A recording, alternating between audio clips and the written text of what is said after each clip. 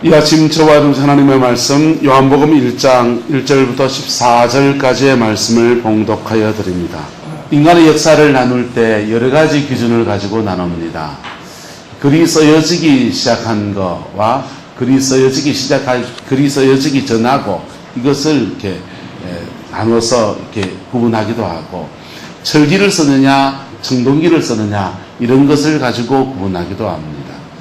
산업혁명이 일어났느냐 일어나지 않았느냐, 지금은 무슨 고비에 서 있습니까? 네 번째 산업혁명의 시대 앞에 지금 서 있다고 합니다.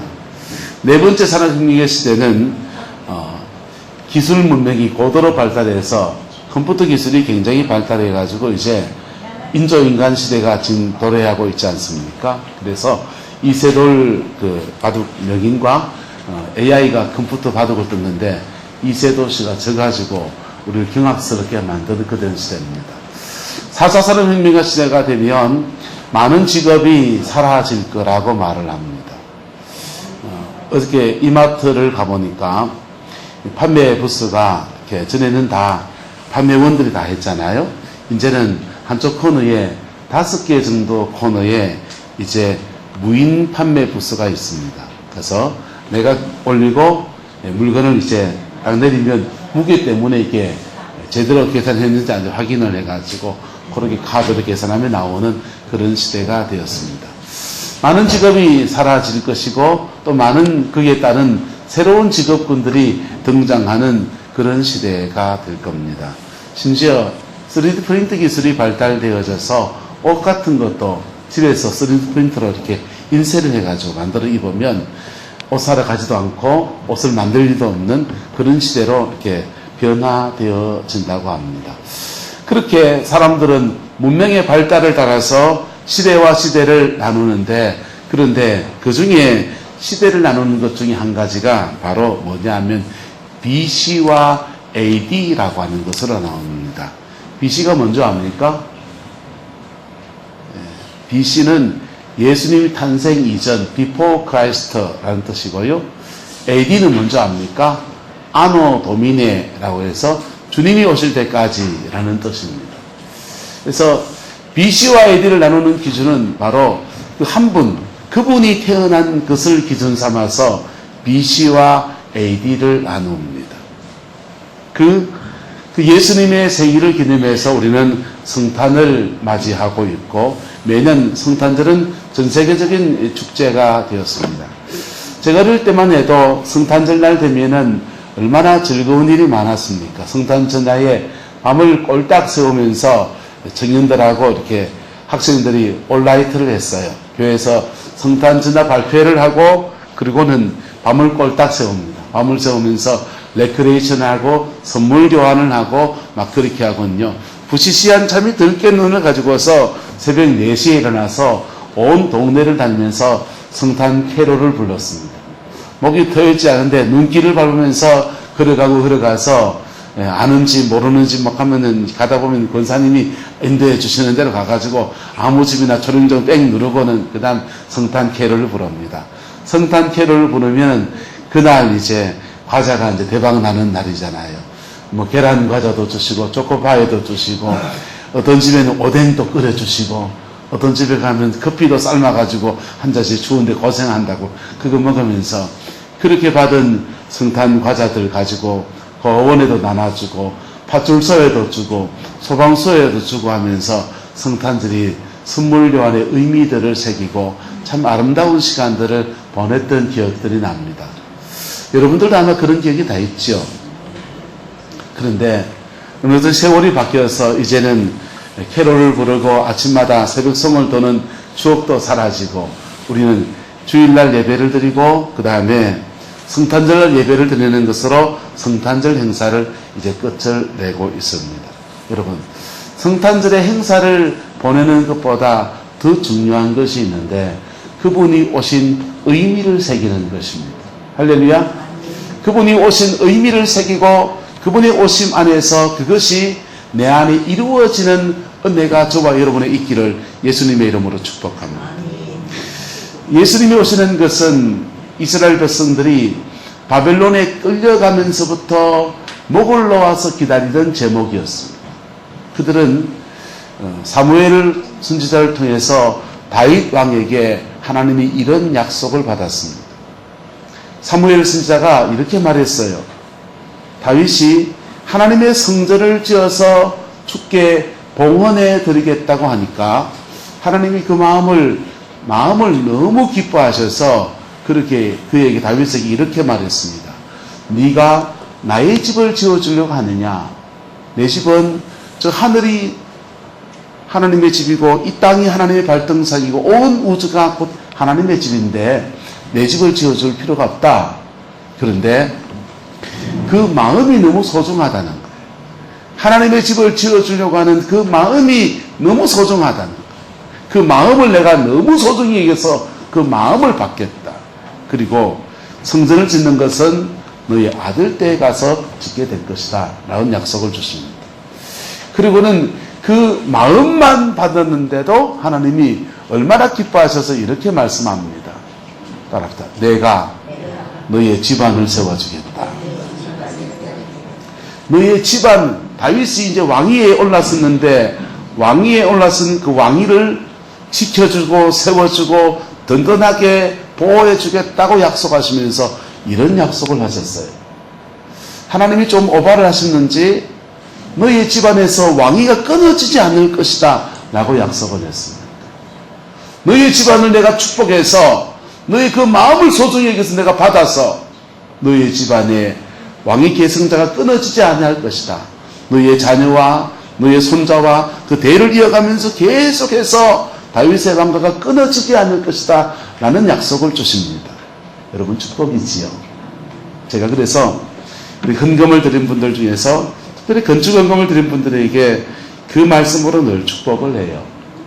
다윗에게 하나님의 집을 짓겠다고 할 때 하나님이 그 마음을 받으셔서 그의 가문 너의 집을 지어주겠다고 하신 것처럼 우리 성도들의 집안도 일으켜 주시고 예수의 가문 되게 축복하여 주옵소서 그렇게 기도합니다.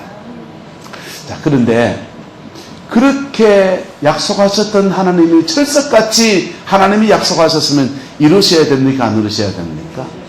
이루셔야 되잖아요. 그래서 남유다와 북이스라엘이 솔로몬 때에 나누어집니다. 솔로몬지라고 나누어집니다. 그리고는 북이스라엘이 아시리아에게 멸망을 당해요.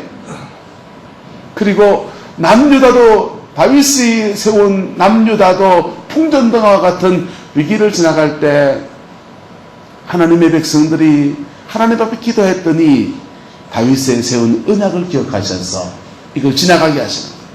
아수르가 유다 나라를 이스라엘, 북이스라엘이 더 큰 나라예요. 북이스라엘을 집어삼켰는데 남유다는 하나님의 손에 보호를 받습니다. 할렐루야지요.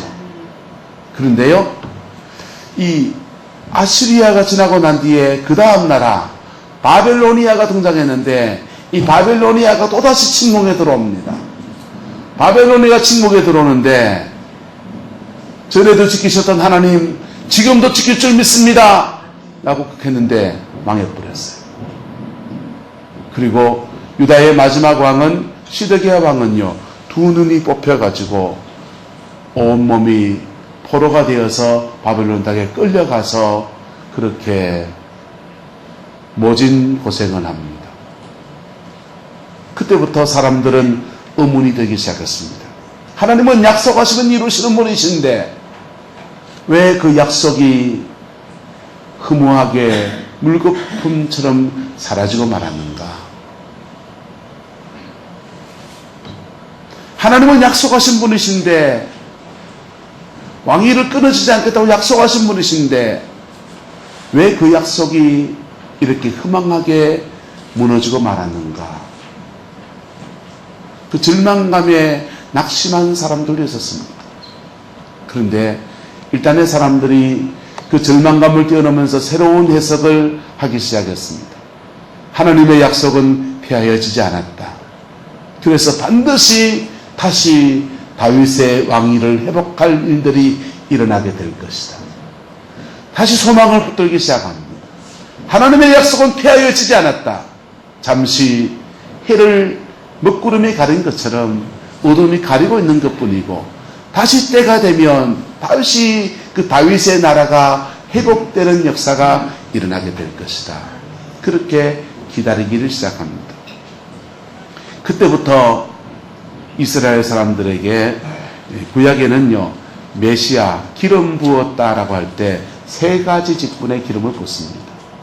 왕, 제사장, 선지자. 이 세 직분의 기름 부어서 지도자를 세우는데, 이 기름 부음 받은 자라는 호칭이 누구에게 한정되기 시작하냐? 바로 다윗의 왕위를 이어갈 그 사람에게 한정되어서 다윗의 왕가를 이어갈 그분에게 메시아가 오면 하면서 그 메시아가 다윗의 왕위를 회복할 그 사람으로 한정되기 시작했어요. 그래서 그 기다림의 세월들이 한 해가 지나고 두 해가 지나고 왕조가 바뀝니다. 바벨론이 지배하던 나라가 메대와 바사가 지배를 하다가 페르시아가 지배하던 나라가 로마가 지배를 하고 로마가 지배하던 나라가 그리스가 지배하다가 로마가 지배하던 나라고 이렇게 넘어갔는데도 그때도 메시아가 오지 않았습니다. 그 세월이 400년의 세월이 지났습니다. 400년의 세월이 지나도 메시아가 오지 아니하고 사람들은 안 오는 거야. 포기해버린 그때에 바로 예수님이 이 땅에 오신 것입니다. 할렐루야. 예수님이 이 땅에 오셔서 다시 다윗의 통치를 이 땅에 풀어놓는 하나님의 종으로 그렇게 오시게 된 것입니다. 그런데 사람들은 다윗의 왕위를 이어서 그렇게 이스라엘 나라를 회복시킬 것이라고 하는 막연한 기대를 가지고 그분을 기다렸는데, 오신 그분은 이스라엘 나라를 회복시키시는 민족의 구원자 정도가 아니라 온 세상을 구원하시는, 할렐루야, 우리 같은 이방인들, 저와 여러분들까지 구원하시는, 온 세상을 구원하시는 구세주로서 이 땅에 오신 거예요. 이게 예수님의 초림의 역사입니다. 이 초림의 역사를 성경이 마태, 마가, 누가, 요한복음이 기록해 나가면서 예수님의 오심을 기렸어요. 그런데 이 마태, 마가, 누가, 요한복음이 각각 예수님을 기록하면서 모양이 좀 다른 거예요. 마태복음은 유대인들에게 쓰여졌습니다. 그래서 정말 그분이 유대인의 왕이고 다윗의 자손이라는 것을 알려주기 위해서 예수님의 탄생과 이야기들을 왕의 탄생이라는 의미로 기록해 나갑니다. 왕의 탄생이니까 영접하고 경배하는 사람이 누군가 하면 동방의 박사들이, 급을 맞춰서 동방의 박사들이 와서 영접한 것을 기록해 놓았어요. 그리고 그 당시에 왕가의 족보는 위에서부터 내려오는 족보거든요. 아브라함부터 쭉 내려오는 족보로 그렇게 기록해 놓았습니다. 근데 누가복음은 이방인들에게 쓰여진 성경책이에요. 이방인들에게 예수님이 구세주인 것을 증언하기 위해서 쓰여진 성경입니다. 그래서 아주 평범한 그 한 아기처럼 오신 예수님을 그렇게 묘사해 갑니다. 동방의 박사가 오지 않고, 박사를 기록하지 않고 동방의 박사 말고 또 다른 사람을 기록해 주는데, 바로 들에서 목자들이 양을 치다가 예수님을 경배하러 온 것으로 그렇게 기록합니다. 그리고 족보를 기록하는데 이 누가복음의 족보는 밑에서부터 위로 올라가는 족보예요. 예수님으로부터 마리아로부터 쭉 올라가는, 이렇게 위로 올라가는 족보를 취합니다. 유대인들의 평민들의 족보는 어떻게 족보를 쓰냐 하면 모계를 따라서 밑에서부터 올라가거든요. 왕가의 족보는 북의 아버지 계통을 따라서 위에서부터 내려오거든요. 그래서 이렇게 다르게 기록합니다. 그런데 마가복음은 예수님이 이 땅에 섬기러 오신 것을 말해요. 자기 목숨을 모든 사람의 대속물로 주려 오신 분을 말합니다. 그래서 마가복음은 종으로 오신 예수님을 말합니다. 그럼 종이 족보가 있습니까? 종이 이름이 있습니까? 주인이 부르는 게 이름입니다. 돌쇠약 하면 이름입니다. 그래서 마가복음은 족보도 없고 탄생 이야기도 없고 예수님이 그냥 이 땅에 와서 그냥 온몸을 다해서 섬기고 또 섬긴 사건들을 기록해 놓았어요. 그런데 요한복음은 전혀 다른 관점으로 예수님의 탄생을 말합니다. 예수님 그분이 1절에 보면 태초에 무엇이 계시니라? 말씀이 계시니라. 성경에 태초에라는 단어는 3번 정도 나와요. 한 번은 창세기에 나옵니다. 태초에 하나님이 천지를 창조하십니다. 그런데 성경의 창세기에 나오는 이 태초에는 온 세상을 만드시는 태초입니다. 그런데 요한복음의 태초는 무슨 태초냐 하면요, 세상이 만들어지기 전의 태초예요. 온 세상이 만들어지기 전에 성부와 성자와 성령 삼위 하나님이 있던 그때의 태초입니다. 할렐루야. 그때에 뭐가 계셨다? 말씀이 계셨고, 이 말씀이 하나님과 함께 계셨고, 이 말씀은 곧 무엇이다? 하나님이시다. 그리고 그 말씀이 3절에 만물이 무엇으로 말미암아? 그로 말미암아 지은 바 되었으니 지은 것이 하나도 그가 없이 된 것이 없느니라. 바로 다윗의 자손 예수 그리스도가 단순하게 한 인간의 아들이 아니라 하나님의 성부와 성자와 삼위 하나님, 세 하나님과 함께 계셨던 삼위일체 하나님으로서 그렇게 계셨던 그분이라는 것입니다. 세상을 창조하셨던 바로 그분이라는 것입니다. 여러분, 저와 여러분 안에 이 창조의 신앙이 온전히 세워지게 되기를 예수님의 이름으로 축복합니다. 신앙생활에 가장 2가지 큰 줄기가 있는데요, 하나는 창조신앙이에요. 창조신앙이 세워지면 그 다음 뭐가 세워지냐? 따라합시다. 창조하시고 섭리하시고. 하나님이 세상을 창조하셨으면 창조하신 세계를 섭리하시는 거예요. 섭리하시는데, 그런데 하나님의 이 섭리가 성경을 쭉 보면은 3가지 큰 단위로 나눠집니다. 첫 번째는 에덴 동산에서의 섭리예요. 어디에서 섭리? 에덴 동산에서 섭리입니다. 거기 죄가 있습니까? 없습니까? 인간이 받은 상처가 있습니까? 없습니까? 없어요. 그래서 에덴 동산에서의 섭리는 거기에 하나님의 은혜와 진리가 충만한 것. 죄 없는 인간이 하나님과 대화하면서 하나님 여기에 비를 내려주세요. 하나님이 거기 비를 주시고, 비가 내려진 그 땅에 하나님의 사람 아담과 하와가 정복하고 다스리고 지키면서 에덴 동산을 복되게 일구어 가는 거예요. 그래서 에덴 동산의 섭리는 따랐다. 모두가 다 복입니다.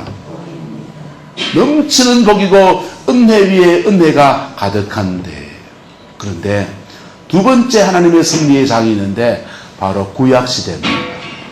구약시대의 섭리는요, 보세요. 여러분, 구약시대의 섭리는 인간이 죄가 있습니까? 없습니까? 인간이 죄가 있는 거예요. 하나님이 창조하신 피조물인데도 이 땅에 하나님의 권위를 주어서 이 땅 가운데 살아가는 삶의 자리를 주셨는데도 그의 자리 안에서 그가 가지고 있는 죄성을 못 보나는 모습을 드러나는 인간들이 살아가고 있는 것입니다. 그래서 구약시대의 섭리는 주로 뭘로 나타나느냐? 따라서 벌로 나타납니다. 하나님의 섭리가 은혜와 복을 주시는 거여야 됩니까? 벌 주시는 거여야 됩니까? 구약시대의 섭리는요, 안 믿는 세계는 벌이고요, 믿는 주의 백성 이스라엘 백성들에게는 계속 징계로 나타나는 거예요. 예? 구약 성경을 보세요. 이렇게 해서 징계받고 저렇게 해서 징계받고 이렇게 두들겨 맞고 저렇게 두들겨 맞는 역사가 구약 성경의 역사예요. 하나님이 어떻게 그렇게 모질게 심판하실까 싶을 정도로 인간의 죄, 이방인들의 죄를 단죄하시는데요. 예? 여리고성을 점령해 나갈 때 다 죽여라 하는 거예요. 여러분, 하나님의 섭리가 에덴에서는 다 은혜와 복인데요, 구약시대에는, 예수님이 오기 전에는, 비포 크라이스트 시대에는 벌 주시고 징계하시고 벌 주시고 징계하시고 계속 그렇게 나타나요. 그렇게 더 많아요. 복 받아야 됩니까? 벌 받아야 됩니까? 옆 사람의 축복합시다. 복 받기를 축복합니다. 복을 받아야 되는데 하는 짓이 맨날 죄만 치니까 주의 백성들은 징계하고 이방인들은 죽어 나다빠지는 거예요. 그게 구약의 섭리예요. 왜 그렇습니까? 왜 그럴까요? 구약시대의 섭리는 하나님의 공의가 강하게 드러납니다. 왜요? 왜 그럴까요? 인간의 죄가 있고 그 죄를 해결할 수 있는 다른 길이 전혀 없기 때문에.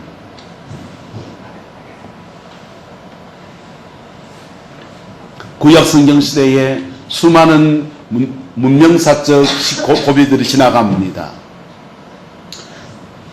구석기 시대가 지나고 신석기 시대가 되었습니다. 신석기 시대가 지나고 청동기 시대가 되었습니다. 청동기 시대가 지나고 철기 시대가 되었습니다. 그렇게 시대가 바뀔 때마다 새로운 문명의 이기들을 가지고서 그 사람들이 그 문명의 이기들을 가지고서 땅을 경작하고 사냥감을 수확하고 농사를 지으면서 행복하게 잘 살았더라?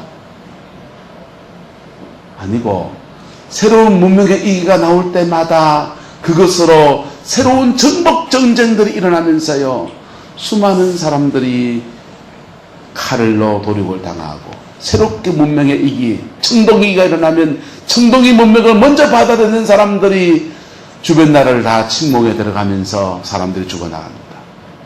그리고 철기가 먼저 받아들이면요, 그 강철검을 들고서 전사가 되어서 막 치고 나갑니다. 유목민족들은 말을 타는 기마술을 배우고 난 뒤부터 그때부터는 말에 이게 발을 딛는 안장을 매기 시작했어요. 그전에는요, 발을 매는 안장이 없었습니다.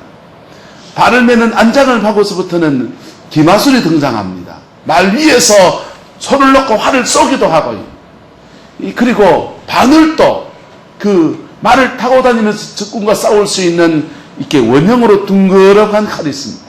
그거는 가면서 싹 이러면 베어버리는 거거든요. 말의 속도와 함께. 새로운 문명과 함께, 기마술과 함께 그런 것이 그 문명이 개발될 때마다, 발전될 때마다 그것으로 자신의 삶을 복되게 하는 그런 인생이 아니라 오히려 사람들을 죽이고 도륙하고 정복하고 자기의 것을 더 차지하려고 하는 그 욕심을 거행하는, 실행해 나가는 그런 도구들로 그것을 사용해 왔습니다. 그게 구약시대 속에 사람들이 살아가는 모습이었고요, 그 살아가는 모습에 대해서 하나님이 섭리하시는 모습이었습니다. 예수님이 오셨습니다. 예수님이 오시고 세계 문명사에도 여전히 계속 발전되고 변천되는 것들이 나타납니다. 우리는 산업혁명을 지나서 4차 산업혁명을 향해서 달려가고 있는 그런 시대에 살고 있습니다. 많은 것들을 컴퓨터가 해결해주는 그런 시대에 살아갑니다. 그런데요, 여전히 떠나가지 않는 문제가 있는데 그게 뭐냐면 바로 인간의 죄의 문제입니다. 청동기를 개발하면 뭐하고 철기를 개발하면 뭐합니까? 로봇 기술을 개발하면 뭐합니까? 그 로봇 기술을 다루어야 될 그 사람이 자신의 죄에 대해서 벗어나지 못하고, 자신의 죄에 대해서 벗어나지 못하니까 그 기술을 가지고 산업적으로 사용하는 것을 넘어서 군사적으로 사용하면서 우리는 더 고도화된 군사무기들을 개발하게 될 거예요. 그리고 새로운 사업군을 통해서 우리의 소유를 넓히기 위해서 더 많은 것을 가지고 더 많은 욕심을 취하려고 그렇게 살아가게 될 거예요. 무엇을 벗어나지 못했기 때문에? 죄를 벗어나지 못했기 때문에. 신약의 섭리는 그래서 다르게 나타납니다. 신약의 섭리는요, 여전히 죄가 있습니까? 없습니까? 신약의 섭리는 막 이게 뒤섞여 있는 거. 죄가 있는 주의 백성인데도 죄가 있고 회개하지 않는 사람에 대한 섭리가 있고, 주의 백성인데 회개하고서 하나님의 은혜 앞에 그 보혈 앞에 나오는 자에게 주는 섭리가 따로 있고, 이방인인데 그리스도를 모르는 복음을 알지 못하는 사람들에 대한 하나님의 섭리가 또 다르게 펼쳐집니다. 굉장히 다양한 하나님의 섭리가 역사 안에서 운행하고 있습니다. 여러분들은 그 하나님의 섭리가 어떻게 여러분들에게 임하기를 원합니까? 심판으로 임하기 원하는 사람 손 들어보세요. 하나님의 섭리가 여러분을 저주하는 것으로 임하기를 원하는 사람 손 들어보세요. 하나님의 섭리가 여러분을 징계하시는 것으로 임하기를 원하는 사람 손 들어보세요. 하나님의 섭리가 저와 여러분들에게 은혜와 평강과 축복으로 나타나게 되기를 예수님의 이름으로 축복합니다. 세상을 창조하신 하나님은요, 지금도 이 세상을 운행하시고 이 세상을 역사하시고 이 세상의 주관자가 바로 누구십니까? 하나님이세요. 부자를 공수로 보낼 수 있는 분도 하나님이시고, 가난한 자를 진토에서 들어일으키는 분도 하나님이시고,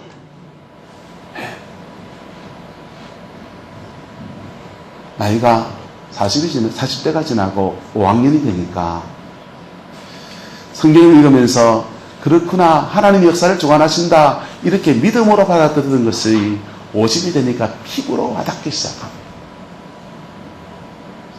피부로 와닿기 시작합니다. 그리고 옆에 좌에 앞에 뒤에 사람들이 인생의 군상들을 보니까 하나님의 역사를 주관하실 때 저 사람은 저래 망하는구나, 하나님의 역사를 주관하는 속에 저 사람은 저렇게 복을 받는구나, 하나님의 역사를 주관하는 속에 저 사람은 저렇게 일어서는구나, 하나님의 역사를 주관하는 속에 저 사람은 저렇게 무너지는구나 보여요. 안타깝게도 그것이 교회 안에서도 보여요. 내게 속한 목회자 안에 있는 사람들이기 때문에 제가 그분들을 위해 충고하고 기도하고, 하나님 진노 중에서 긍휼을 잊지 마옵소서, 그렇게 기도하지만 하나님이 그를 다룰 때 모질게 다루는 것도 또한 봅니다. 가슴이 아프지요. 여러분, 하나님이 여러분을 승리하실 때 은혜와 축복으로 승리하는 역사가 있기를 예수 이름으로 축원합니다. 여러분, 그렇게 하려면 우리가 어디에 들어가야 되느냐? 그렇게 하나님의 은총의 섭리 아래 내가 머물려면, 축복의 섭리 안에 내가 머물려면 내가 어떻게 해야 되느냐? 어떻게 해야 됩니까?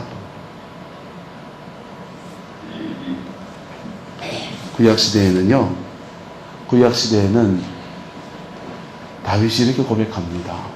히스기야 왕입니다. 히스기야 이렇게 고백합니다. 나의 분깃은 이것이니 내가 주의 말씀을 지킨 것이니이다.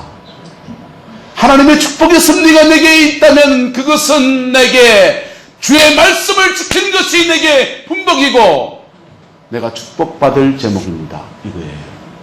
신약시대에는요, 누구든지 그리스도 예수 안에 있으면 새로운 피조물이라, 이전 것은 지나갔으니 보라 새 것이 되었도다.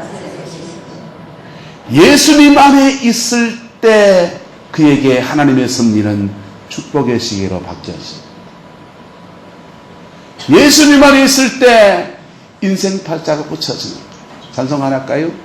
팔자 고쳤네, 팔자 고쳤네, 예수 내 팔자 고쳤네, 팔자 고쳤네, 팔자 고쳤네, 예수 내 팔자 고쳤네. 할렐루야, 할렐루야, 예수 내 팔자 고쳤네. 아멘. 여러분, 인생 팔자가, 이 팔자가 뭡니까? 연월일시 8글자 안에 인생 팔자가 결정된다는 것은 그 사람들 얘기고, 정말 인생의 팔자는 예수님 안에서 고쳐지는 거예요. 할렐루야. 왜요? 역사는 누가 주관하시기 때문에? 하나님이 주관하시기 때문에. 힘 있는 사람이 역사를 주관하는 것이 아니라 역사는 하나님이 주관하시기 때문에. 그래서 그분의 섭리 앞에, 그분의 역사하시고 창조하시고 섭리하시는 그 역사 앞에 내가 쓴 사람, 그 사람에게 하나님은 은총과 사랑으로 이끌어 주시는 것입니다. 저와 여러분에게 이 은혜가 풀어지게 되기를 예수님의 이름으로 축복합니다. 예수님이 오신 것이 그래서 AD, BC와 AD로 그렇게 나누어지는 겁니다. 안타깝게도 그렇게 예수님이 오셔서 인생 팔자를 바꿀 수 있는 새로운 은혜가 우리에게 주어져 있는데 그 예수님의 십자가의 은총 속에 나오지 않는 사람에게는 그게 그림의 떡이라는 거예요. 하나님이 허락하셨는 은혜인데 그가 취하지 못하기 때문에 그의 것이 아닌 슬픈 역사가 되어지는 것입니다. 복음을 알지 못해서 교회를 다니지 않고 성경을 배우지 않고 복음을 듣지 못해서 지금도 하나님의 섭리가 심판 속에 살아가는 이 교회 바깥에 있는 수많은 사람들에게는 너무나 안타까운 일이지만은 예배당 안에 있는 사람들에게도 이것은 냉혹한 진리예요. 복음이 어렵습니까? 복음이 어렵습니까? 불교의 스님이 기독교 목사를 보고 그렇게 말했어요. 너희는 뭔 진리가 그래 간단하노? 좀 그럴듯하게 인간에 대한 깊은 이해와 철학과 이런 게 함의된 불교가 철학이 훨씬 더 의미가 더 있고 그렇지 기독교 진리는 뭐 간단하고 여러분 근데 그렇게 간단하기 때문에 글 모르는 사람도 배울 수 있고 할렐루야. 일자무시도 그 진리 앞에 하나님 앞에 정직하게 반응하기만 하면 하나님은 그 진리 안에서 그의 인생을 새롭게 하시는 놀라운 은혜가 있는 것입니다. 근데요, 이 간단한 진리가 너무 간단하기 때문에 이까짓까 하면서 무너져 놓으면요, 이 진리 앞에 서지 않는 사람에게는 하나님의 섭리는 마치 구약 성경처럼 일어납니다. 때로는 심판으로 나타나고요, 때로는 징계로 나타나고요, 하나님의 섭리가 매몰차게 나타납니다. 그 은혜의 깊이에 들어가면요, 신약시대의 성도들의 그 깊은 은총 속에 들어가면 하나님의 섭리가 그 사람에게 어떻게 나타나느냐, 마치 에덴 동산처럼 나타나는 거예요. 무엇으로 나타난다고요? 에덴 동산처럼. 에덴 동산처럼. 에덴 동산에서는요, 선악과 하나만 조심하면 돼요. 선악과 하나만 조심하면 내리는 비에 그 흘러가는 강물에 넘치는 은혜 아래서 하나님과 동력하면서 그의 인생의 틀을 가장 복되게 이루어가는 은혜의 역사가 일어납니다. 우리는 역사 속에서 예수님이 오시고 2000년의 역사 속에서 가끔씩 에덴 동산 같은 역사들이 민족 안에서, 나라 안에서, 도시 안에서 일어난 것들을 봅니다.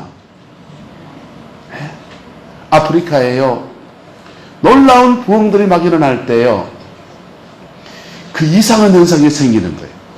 수박이 요만하잖아요. 수박이 이만해지는 거예요. 그리고 하나님이 그 땅을 축복하시는데 갑자기 수비가 펑 쏟아지기도 하고요. 하나님이 그 에덴 동산 같은 하나님의 섭리가 막 이루어지는 거예요. 그 아프리카 얘기만 아니고 우리나라가 무슨 자원이 있습니까? 우리나라에 옛날에요, 담양의 죽제품, 법성포의 굴비, 구룡포의 과메기, 그게 뭐 자원이라고 하는 게 전주의 나전칠지, 그 자원이라고 하는 게 주로 그런 정도였어요. 그런데 이 나라에 예수의 복음에 심취한 사람들이 일어나고 기도의 사람이 일어나니까 이 나라가 지금은 세계 굴지의 경제대국의 자리에 서 있습니다. 세계 굴지의 경제대국의 자리에 서다 보니까 사람들의 다 눈높이가 너무 높아져가지고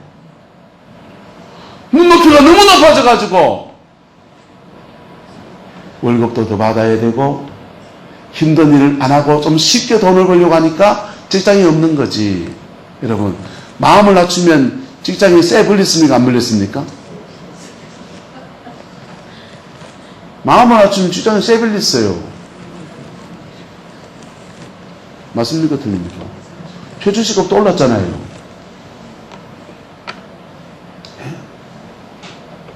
그래서 아니 그런 직장까지는 못 구하지는 나이가 되면 나라에서 노령금 줍니까? 안 줍니까? 70년 줬습니까? 안 줬습니까? 70년대 못 줬어요. 나라가 돈이 있어야 주죠. 여러분, 자원이 없던 나라에 하나님이 이렇게 은혜를 주셔서 하나님의 섭리가 이 땅 가운데서 엄청난 복으로 지금 쌓여져 있는 것입니다. 여러분, 우리는 지나간 기독교 역사 안에서 이것들을 봅니다. 가끔씩 에덴 동산 같은 섭리가 그 민족 안에, 그 도시 안에, 그 교회 안에, 성도들 안에서 풀어지는 역사를 봅니다. 저는 우리 성광의 성도들의 삶의 자리 안에서 하나님의 섭리가 에덴 동산처럼 움직여지기를 소망합니다. 어떻게 되느냐? 복음 앞에 깊이 들어가시면 됩니다. 복음 앞에 깊이 들어가시면 됩니다. 회개할 거 회개하고, 내가 용서해야 될 거 용서하고, 피 묻은 십자가 깊이 들어가면 그 은혜 아래에서 에덴의 영광을 주님은 회복시켜 주십니다. 여러분, 역사는 누가 주관하십니까? 하나님이 주관해 가십니다. 그 주관하시는 섭리가 이 세 단계, 에덴 동산, 구약, 신약 이 세 단계가 나눠서 다르게 나타나고 있습니다. 지금은 다양한 하나님의 섭리가 오늘 함께 예배하는 저와 여러분들 속에 임하고 있습니다. 심지어 불신자들에게도 하나님의 섭리가 역사하고 있습니다. 여러분들 속에도 역사하고 있다고요. 그 섭리가 축복이 되기를 예수 이름으로 축원합니다. 무엇에 달려있습니까? 하나님은 하나님의 패를 다 보여줬어요. 패란 말하면 있지만 하나님은 하나님이 하신 일을 다 했다고요. 아들을 보내셨고 아들을 십자가에 내어주셨고 그분이 부활하셨고 그리고 성천하셨고 그분이 성령을 보내주셨고 교회를 세우시고 우리의 복음을 들려주시고 성령을 완성해 주시고 하나님 그분은 당신이 하실 일을 다 했어요. 그 다음 일은 뭐예요? 당연히냐? 그 하나님이 하신 일에 우리가 어떻게 반응하느냐에 달려 있습니다. 예수님이 오시고 난 뒤로 우리에겐 아노 도미네, 주님이 오실 때까지의 인생을 살아가는 것입니다. 근데 남은 인생을 살아가는 중에 이 하나님의 섭리하심이 축복의 역사로 나타나게 되기를 주의 이름으로 축원합니다. 그리고 영원한 천국의 영생을 얻는 역사로 나타나게 되기를 주님의 이름으로 축원합니다. 무엇하면 됩니까? 옆 사람의 축복합시다. 축복합니다. 용서합니다. 여러분, 사람 용서할 줄 알고요. 할렐루야. 네, 사람 용서할 줄 알고요. 내가 잘못한 거 있으면 옆 사람 얘기합시다. 미안합니다. 훈련시키는 거예요, 지금요. 하나님한테 좀 미안하다 그러세요. 하나님한테 잘못한 거 있으면 그분에게 미안하다 그러세요. 그럴 때 그 십자가 앞에 정직할 때 그 십자가로 말미암아 우리에게 하나님의 섭리는요, 갑자기 저주같이 떨어지는 모든 섭리가 다 지워져 버리고 축복의 섭리로 넘어가지는 거예요. 십자가가 놀라운 영광이에요. 우리 모든 저주는 예수님에게 넘어가고 그분이 받아야 될, 아들로서 누려야 될 모든 축복은 우리에게 쏟아지는 거예요. 벌거벗은 수치를 그분이 나가셔서 우리의 모든 수치는 다 십자가에 넘어가고 우리에게는 의의 옷을 입히시고 하나님의 은총 속에 자녀의 권세를 입혀주시는 놀라운 역사가 있는 것입니다. 사망 권세는 주님에게 다 넘어가고 우리에게 생명 안에 풍성하게 되어지는 놀라운 역사가 우리에게 주어지는 겁니다. 목마르고 갈급한 우리의 영혼의 하나님은 십자가의 예수님을 다 넘어가고 우리에게는 성령의 충만함으로 영혼의 갈증이 온전히 회복되어지는 은총으로 우리를 세우시는 겁니다. 그게 십자가를 통해서 우리에게 아노 도미네 AD의 역사를 허락하시는 하나님의 역사입니다.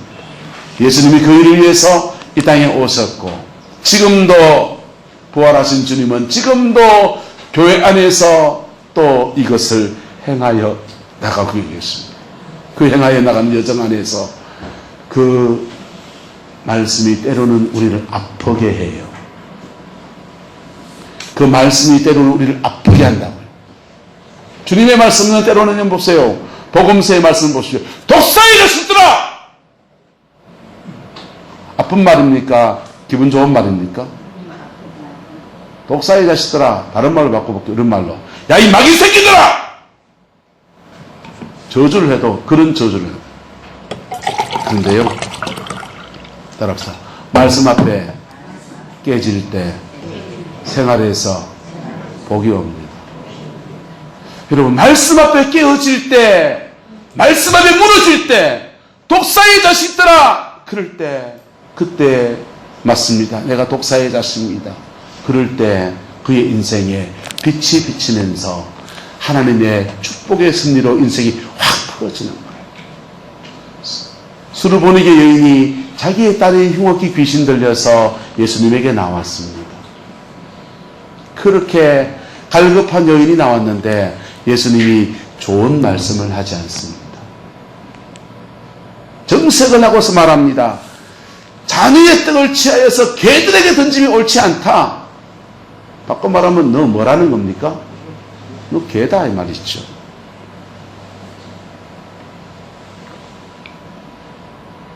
그러니까 수르보니 여인이 마음을 낮춥니다. 주여, 그래요. 그 개들도 주인의 상에서 떨어지는 부스러기라도 먹지 않습니까? 저는 부스러기라도 줬사오니 그거라도 주십시오. 그럴 때예요.